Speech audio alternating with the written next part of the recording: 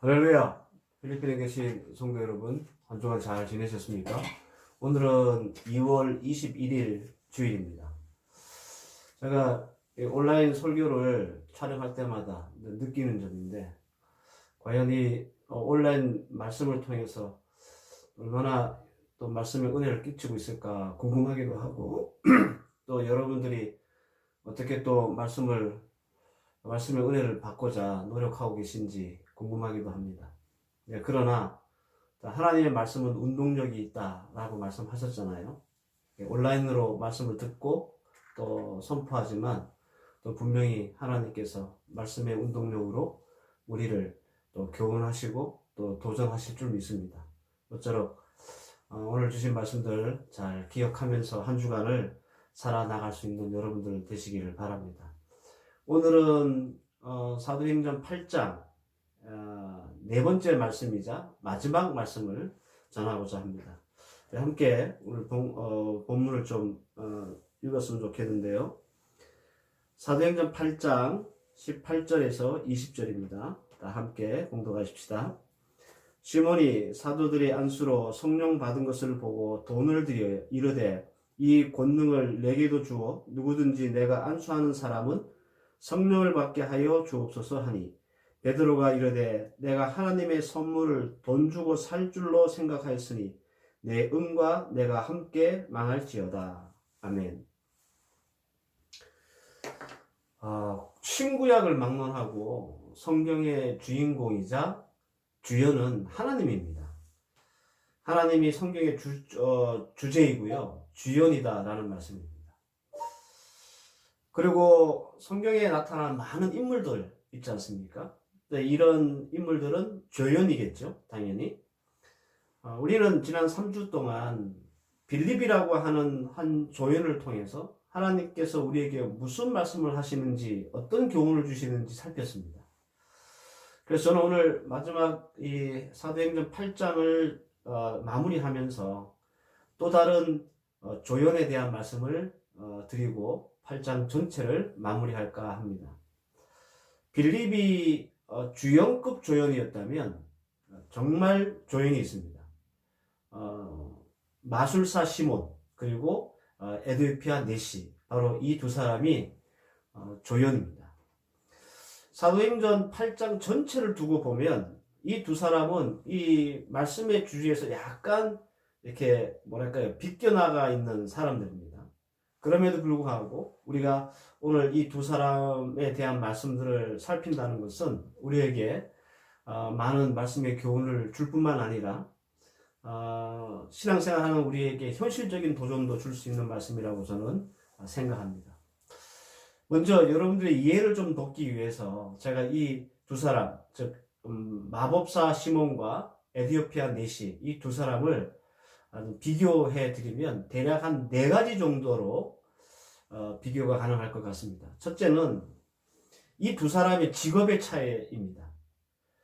시몬의 직업은 마술사입니다. 우리가 마술사라고 하면 뭐 요즘 마술사처럼 이렇게 손놀림이나 눈속임으로 사람들을 속이는 정도로 이렇게 알 수 있는데, 여러분들 여기서 마술사라고 하는 것은 그런 정도가 아니라 술사에 가깝습니다. 예를 들어 여러분들 모세가 애굽에 10가지 재앙을 내리잖아요. 근데 그 10가지 재앙 중에 3개의 재앙을 따라했던 사람들이 있습니다. 이게 이제 첫 번째, 두 번째, 세 번째 재앙인데, 피재앙, 개구리 재앙, 티클 재앙. 예? 근데 이걸 애굽의 술사들도 똑같이 따라했어요. 그런 건 우리가 기억해 보면 이 마술사라고 하는 것은 일종의 뭐 무당이 굿할 때 신내리는 듯 뭐 그런 정도로 우리가 봐야 합니다. 그러니까 이 마술사 시몬은 상당히 영적인 사람이다라는 거죠. 영적인 사람. 반면에 에디오피아 네시는 어떻습니까? 그런 한 국가의 그 재물을 담당하고 있는 고위 관리였습니다. 그리고 행정가였고 정치가였습니다. 그러니까 네시는 굉장히 어떻습니까? 이성적이고 합리적인 그런 사람이었다라는 거죠. 그러니까 시몬은 굉장히 영적인 사람이고, 그리고 네시는 굉장히 이성적이면서도 합리적인 사람이다라는 거예요. 두 번째 특징이 있는데, 차이가 있는데, 출신의 차이가 있습니다.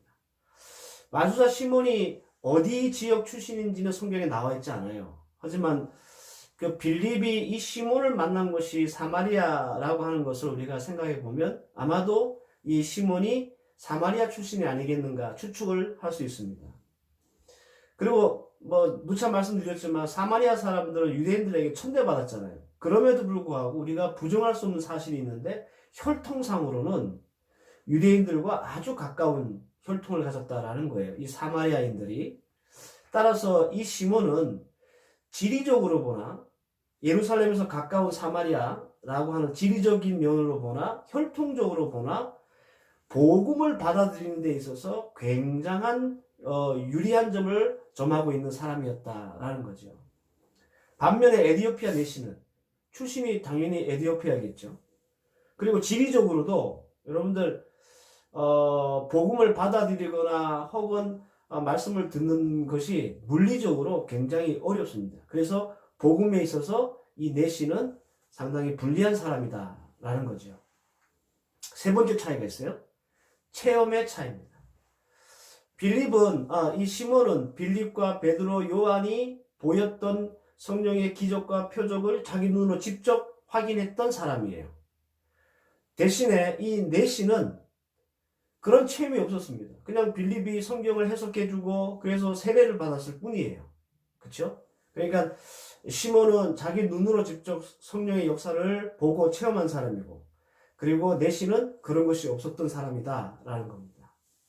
굳이 하나를 더 추가를 하자면 시몬은 성경에 그 이름이 정확히 기록되어 있고 내시는 이 사람의 이름이 뭔지 기록되어 있지 않다라고 하는 차이가 또 있을 수 있습니다. 이렇게 네 가지. 제가 이 두 사람의 차이를 이렇게 정리를 해드렸는데 오늘 여러분들 말씀을 이해하기 위해서라도 잘 기억하고 계실 수 있기를 바랍니다. 자, 그러면 앞서서 네 가지의 차이점을 말씀드렸는데 그러면 여러분들 이 두 사람 중에 누가 예수를 잘 믿어야 할 사람처럼 보입니까? 내시입니까? 시몬입니까? 당연히 마술사 시몬이 여러 가지 점들을 고려해 보면 예수를 잘 믿어야 될 사람으로 보입니다. 그런데 실상은 반대이죠. 내시가요, 이 시몬보다 훨씬 믿음이 그리고 신앙이 좋았습니다. 물론 성경에 내시가 시몬보다 신앙과 믿음이 좋았다라고 하는 그런 성경 기록은 없습니다. 하지만 이 두 사람에 대한 기록을 면밀히 살펴보면 충분히 우리는 내시 이 사람이 시몬보다는 참 신앙이 좋구나라고 판단할 수 있다라는 겁니다. 우리가 주목해야 될 부분은 객관적인 조건으로도 시몬이 훨씬 더 유리하고 훨씬 더 좋은데도 불구하고 내시보다 못한 신앙을 가졌다라고 하는 점이에요. 우리가 주목해야 될 부분입니다. 에디오피아 내시가 신앙이 좋았다는 점을 증거할 만한 몇 가지 증거를 제가 말씀을 드리면 첫째는 내시는요 신앙에 열심히 있었던 사람이에요. 오늘 본문에는 없지만 사도행전 8장 27절 말씀을 보면 이 내시가 예루살렘에 예배를 드리러 가요. 절기를 드리러 간다는 거죠. 내시가 예배하러 예루살렘에 갔다가 라는 말이 있습니다. 지금도 여러분들 굉장히 먼 거리예요. 그런데 그 먼 거리를 절기를 지키기 위해서 이 내시가 예루살렘에 왔다라고 하는 것은 내시가 참 열심히 있는 사람이다라는 것을 우리에게 알게 한다라는 거예요. 두 번째는 내시는요, 참 진지한 사람이었습니다. 신앙에 대해서. 사도행전 8장 28절 보면 돌아가는 수레를 타고 선지자 이사야의 글을 읽더라라고 했어요. 내시가 본국으로 돌아가면서 그 마차 수레 안에서 뭘 했냐면 성경을 읽고 있었다라는 겁니다. 여러분들 이 성경을 읽고 있었다는 자체가 그가 그 신앙에 심취해 있었다라고 하는 증거죠. 또 당시에는요 지금처럼 성경을 사고 싶다고 마음대로 살 수 있는 구매할 수 있는 그런 시대가 아니었어요. 성경을 구하기도 힘든 시대였단 말이에요. 그런데 그 구하기 힘든 어려운 성경을 구해서 그것을 집으로 돌아가는 도중에 읽고 있었다라는 것은 이 내시가 참 신앙에 있어서 참 진지했구나라는 것을 우리에게 알게 한다라는 겁니다. 마지막으로 세 번째 내시는요, 내적 변화에 갈급했던 사람입니다. 사도행전 8장 36절 말씀에 그 내시가 말하되 보라 물이 있으니 내가 세례를 받음이 무슨 꺼리낌이 있느냐 그래요. 자청해서 세례를 받았다는 말은 그가 빌립을 통해서 들었던 하나님의 말씀을 깨닫고 자신 속에 있는 내적 변화를 갈급했다라는 말이에요. 성장했다는 거죠. 여러분들 내시는 성령의 어떤 표적이나 기적 이것을 본 적도 경험한 적도 없습니다. 보험적으로도 굉장히 불리한 조건을 가지고 있어요. 거리도 멀고 출신도 이방인이고 그럼에도 불구하고 내시는 열심과 진지함과 내적 변화에 갈급함이 있었다. 바로 이 점이 내시가 시몬보다 훨씬 더 좋은 신앙을 가지고 있었다는 증거입니다. 그렇다면 모든 면에서 내시보다 우월하고 유리했던 시몬은 도대체 뭐가 부족해서 내시보다 못한 사람이 되었는가라는 거죠. 우리가 오늘 함께 살필 말씀의 주제이기도 합니다.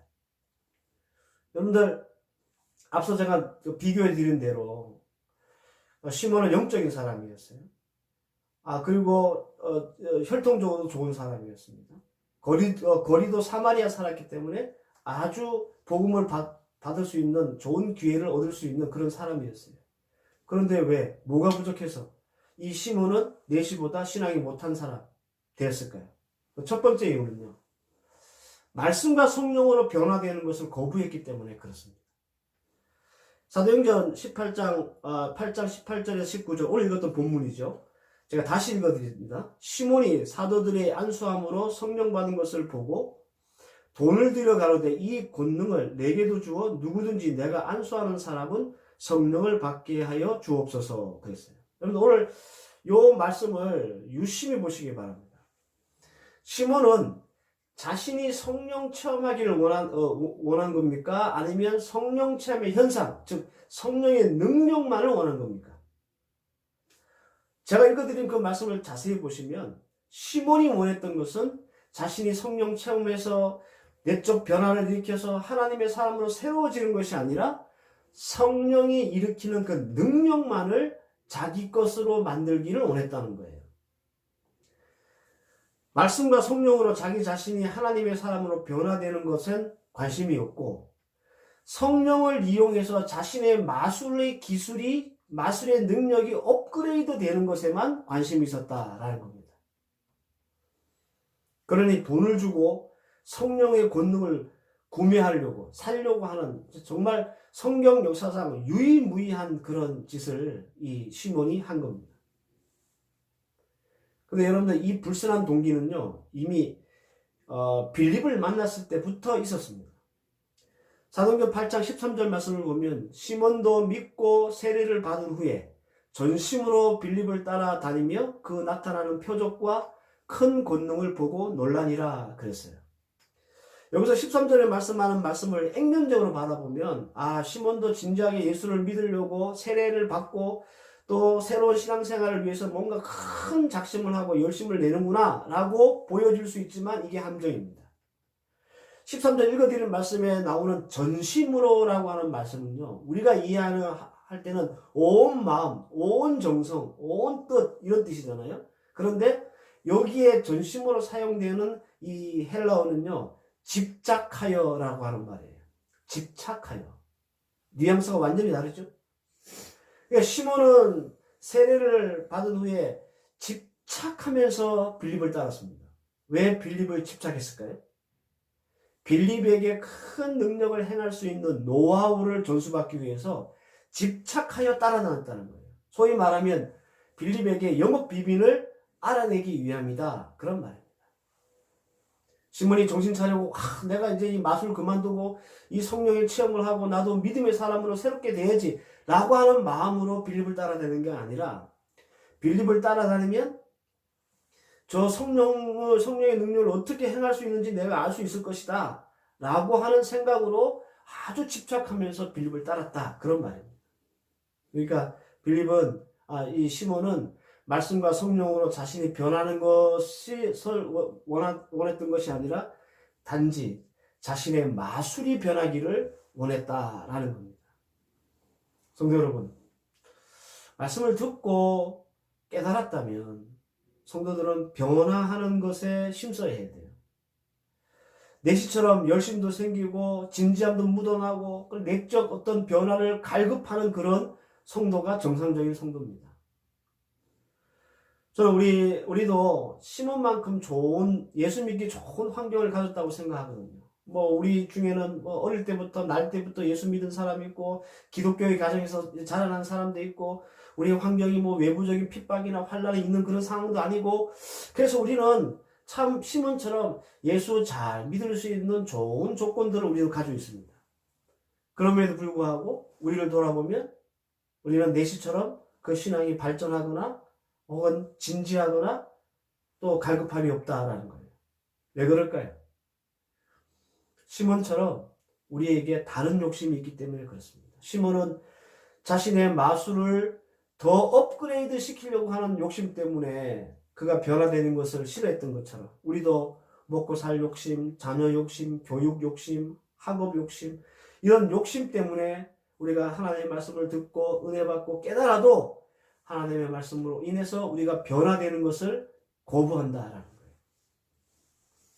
만약 시몬이 마술에 대한, 자신의 마술의 능력에 대한 욕심을 버렸다면 그도 사도들 앞에 나가서 기도받았겠죠.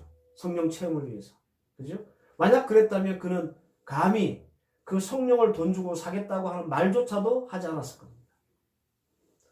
성도 여러분, 우리의 세상적인 삶을 유지하거나 계속하기 위해서 우리의 신앙이 좋아지는 것을 거부하지 마십시오. 다시 말씀드립니다. 내가 지금 누리고 살고 있는 이 삶을 보존하거나 유지하기 위해서 내가 신앙이 좋아지는 것을 거부하지 마십시오. 왜냐하면 이것은 오히려 우리 성도들에게 치명적인 실패를 안기기 때문에 그렇습니다.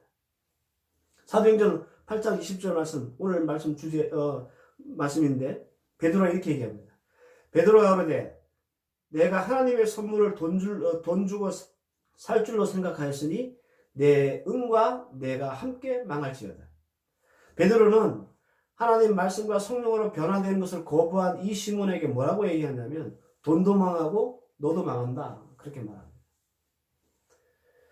신앙의 목적은 하나님의 말씀과 성령으로 하나님의 사람으로 변하는 것이지 내 욕심을 채우거나 유지하는 수단이 아니라는 거예요. 여러분들 꼭 기억하시기 바랍니다.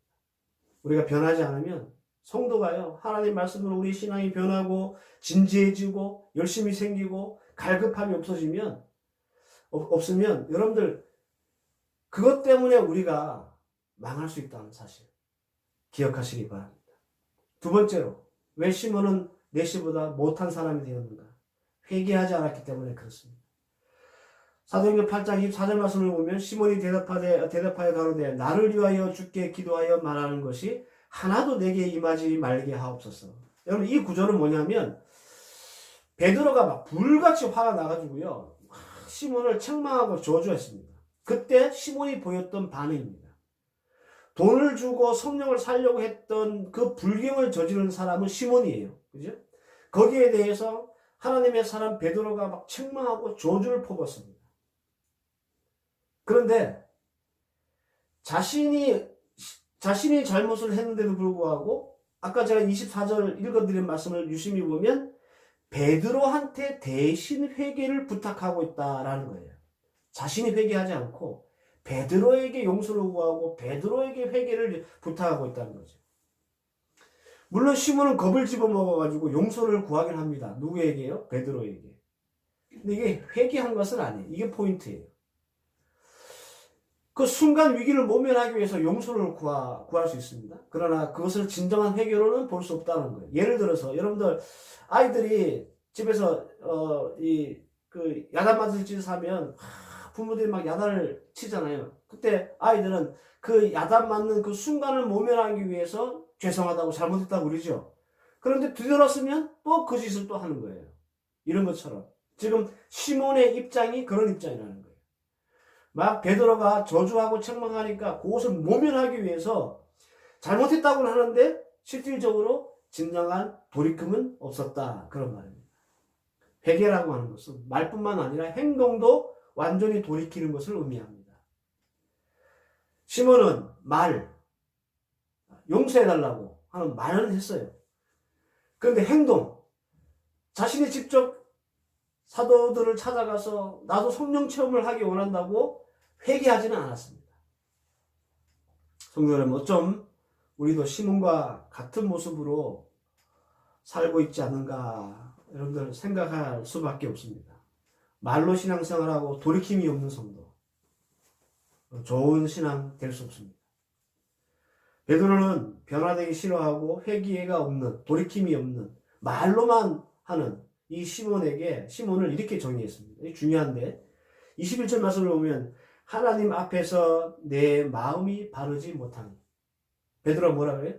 너는 마음이 바르지 못한 자다, 그렇게 얘기하는 거예요. 23절 말씀에는 악독이 가득하며 불의에 매인 바 되었도다. 악독이 가득하고 불의에 매인 자다. 베드로는 시몬을 그렇게 정의했습니다. 여러분들, 저는 시몬에게 내려진 이 말씀은 왜 우리가 말씀과 성령으로 변화되기 위해서 힘써야 하고 돌이키는 삶을 살아야 하는지 경각심을 갖게 하는 그런 말씀이라고 생각합니다. 우리가 여러분들 내 세상적인 삶을 유지하고 보존하기 위해서 하나님의 말씀을, 하나님의 은혜를 거부하고 변화되기를 거부한다는 것은 여러분 우리가 마음이 바르지 못한 거고요. 우리에게 악독이 있는 거고 우리가 불의에 매인 거예요. 그렇게 되면 우리가 성공할 줄 알고 우리는 그렇게 합니다. 내가 쌓았던 이 삶의 어떤 패턴이나 터전을 무너뜨리지 않고, 신앙이 무너뜨리지 않고 그냥 유지되면 내가 성공할 줄 생각해요. 하지만 베드로가 뭐라 그랬습니까? 내 은도 망하고 너도 망한다. 그렇게 말씀하지 않습니까? 말로 하는 신앙 멈추시고요. 돌이키는 신앙으로 변화되시길 바랍니다. 회개하시라는 거죠. 모든 성경 주석자들은 이 본문에 나오는 시몬을 두고 단 한 사람도 시몬이 성령 체험을 했다든지 회개했다든지 하는 주석을 쓴 사람이 없어요. 이 사람은 성령 체험을 거부했고 이 사람은 회개하지 않았다라고 주석했어요. 저는 그 주석에 동의합니다. 성경 어디에도 시몬이 성령 체험을 했다든지 아니면 회개했다든지 하는 말씀이 없기 때문에 그렇습니다. 불쌍한 사람이죠. 좋은 조건은 갖췄는데도 오히려 하나님을 믿는 신앙으로 발전하지 못했던, 그래서 내시보다도 더 못한 사람이 되었던, 오히려 책망과 조주를 받았던 이 시몬. 오늘 시몬을 통해서 주시는 말씀을 잘 기억하시고 또 붙잡을 수 있기를 바랍니다. 그래서 오늘 주신 말씀 가지고 여러분들과의 이 한 주간 동안 여러분들과 스스로 내적 싸움을 하시길 바랍니다. 내 삶을 유지하기 위해서 내가 하나님 앞에서 변화된 것을 거부하고 있었다면 멈추시고 이제 하나님 앞에서 우리도 성령 체험을 받기 원하고 하나님 앞에 더 진지하게 원하고 열심히 있기 원하고 갈급하게 원하는 그런 성도 되시기를 주의 이름으로 축원합니다. 기도하십시다. 하나님 감사합니다. 오늘도 우리에게 말씀을 주셨고 도전을 주셨습니다. 우리도 시몬처럼 어쩌면 예수 믿기 좋은 조건들은 다 가지고 있음에도 불구하고 세상적인 우리의 삶을 포기하지 못하고 유지하고 싶어서 하나님 우리가 신앙이 좋아지는 것을 거부하고 있지는 않았습니까? 용서하시고 하나님의 말씀 따라 성령 따라 변화되기 힘쓰고 갈급할 줄 아는 믿음의 종들 되게 하시고 더 나아가서 하나님 앞에 회개하며 말로만 신앙생활하는 자들이 아니라 돌이키며 신앙생활하는 믿음 있는 주의 백성들 되게 해 주시옵소서. 이제는 우리 주 예수 그리스도의 은혜와 성부 하나님의 무한하신 사랑과 성령의 인도하심과 교통하심과 섭리하심이 오늘 주님 앞에 새롭게 각오하고 열심과 진지함과 갈급함을 갖고 나아가기를 원하는 하나님의 귀한 백성들 머리 위에와 이들의 가정과 자녀와 학업과 사업 위에 이제로부터 영원까지 함께 계실지어다. 아멘.